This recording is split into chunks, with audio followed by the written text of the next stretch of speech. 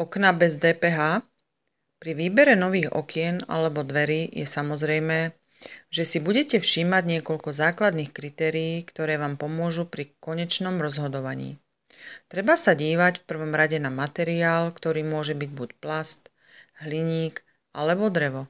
Ďalej si treba všímať okenné profily, samotné prevedenie, veľkosť a pochopiteľne aj cenu.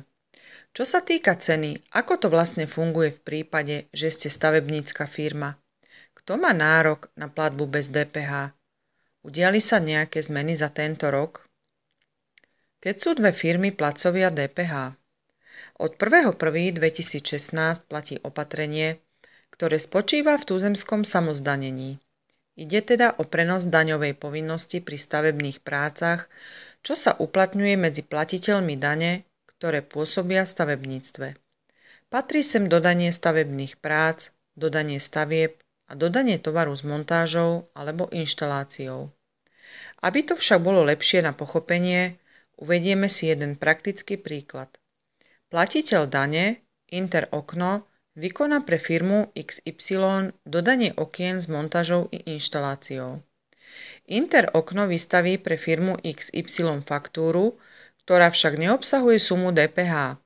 Firma XY je povinná vypočítať výšku DPH, priznať a zaplatiť túto daň za príslušné zdaňovacie obdobie. Firma XY má v tomto roku nárok na odpočítanie tejto dane. Uplatňovanie daňovej povinnosti v Európskej únie. Aby sme sa však vyhli podvodom, ktoré sa bohužiaľ dejú nielen u nás, ale aj v členských štátoch Európskej únie, túto povinnosť si uplatňujeme aj vo väčšine členských štátoch. Ide o štáty Dánsko, Grécko, Estónsko, Litva, Veľká Británia, Francúzsko, Poľsko, Rumunsko, Luxembursko a Slovensko. Dôležité je uvedomiť si, že táto zmena je ešte len čerstvá a prenesenie daňovej povinnosti na odberateľa slúži na to, aby nedošlo k žiadnym podvodom, ktorých bolo bohužiaľ až moc. Odberateľ teda uskutoční samozdanenie, pričom dodávateľ už DPH vo svojom daňovom priznaní neodvádza.